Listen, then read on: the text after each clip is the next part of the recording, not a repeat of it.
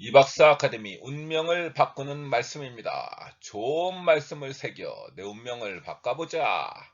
오늘의 글입니다. 무르익을 때까지 기다릴 줄 알아야 한다. 익기 전에 따면 토실한 알밤을 얻을 수 없다. 법산입니다. 네, 기다림의 중요성에 대해서 이야기하고 있습니다. 네, 기다림의 중요성 이야기해 보도록 하겠습니다. 무슨 일이든 시간이 필요하다. 시간이 필요하다.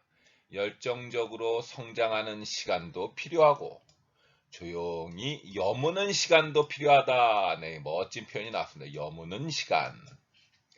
밥을 지을 때 뜸들이는 시간이 밥맛을 좌우하듯 충분한 숙성이 깊은 맛을 만들어내듯. 네, 된장이 그렇고요. 와인이 그렇고요. 모든 그 숙성 음식들이 그렇죠.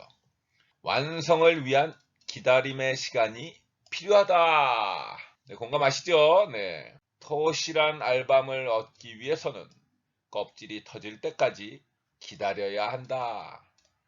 조급함을 경계하자.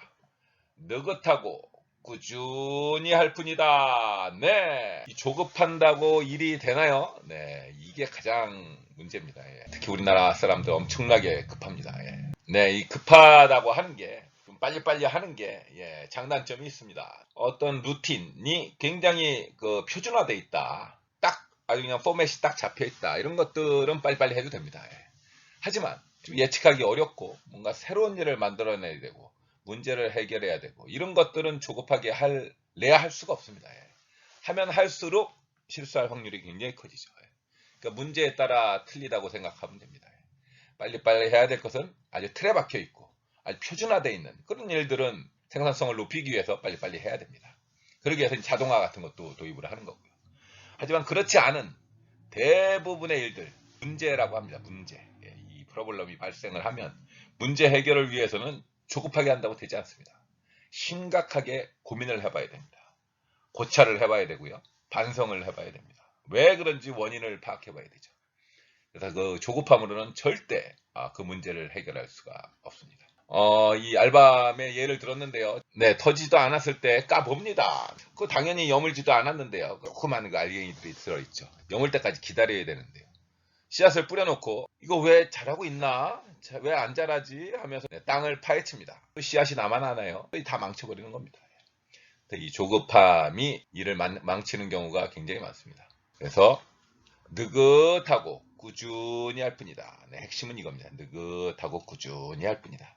대부분 성공한 사람들이 다 이 공통적 특성입니다. 예. 절대 조급하지 않고요. 느긋하게. 하지만 절대 쉬지 않습니다. 꾸준히 합니다. 꾸준히. 예. 아주 그냥 미련할 정도로 꾸준하게 합니다. 그런 사람들이 아주 그냥 내실 있는 성공을 합니다. 또 우리 기다림 하면은 대표적인 거 우리 강태공 형님이죠. 강태공 형님. 한 70년 기다렸습니다. 70년 기다려가지고 무왕의 군사가 돼서 그 부패한 은나라를 무너뜨리고 주나라를 건설을 합니다. 기다릴 줄 안다는 것. 이건 엄청난 능력입니다. 예. 그냥 막연히 기다리는 게 아니라요. 항상 느긋하고 꾸준하게 내 역량을 키우면서 기다린다. 이 알밤이 벌어지기를, 그 다음에 싹이 나기를 기다립니다. 그리고 절대 몰빵하면 안 됩니다. 네, 딸랑 하나 심어놓고 예, 이것만 기다리면 안 됩니다. 꾸준하게 씨앗을 많이 뿌려야 됩니다. 많이 뿌려놓고 기다리면 언젠가는 반드시 싹이 트고요. 토실토실한 알밤이 만들어집니다. 네, 충분히 이해하셨으리라 생각을 합니다. 마음다짐하기로 하겠습니다. 오늘의 글을 같이 3번 낭송해 보도록 하겠습니다. 무르익을 때까지 기다릴 줄 알아야 한다. 익기 전에 따면 토실한 알밤을 얻을 수 없다. 무르익을 때까지 기다릴 줄 알아야 한다. 익기 전에 따면 토실한 알밤을 얻을 수 없다. 무르익을 때까지 기다릴 줄 알아야 된다. 익기 전에 따면 토실한 알밤을 얻을 수 없다.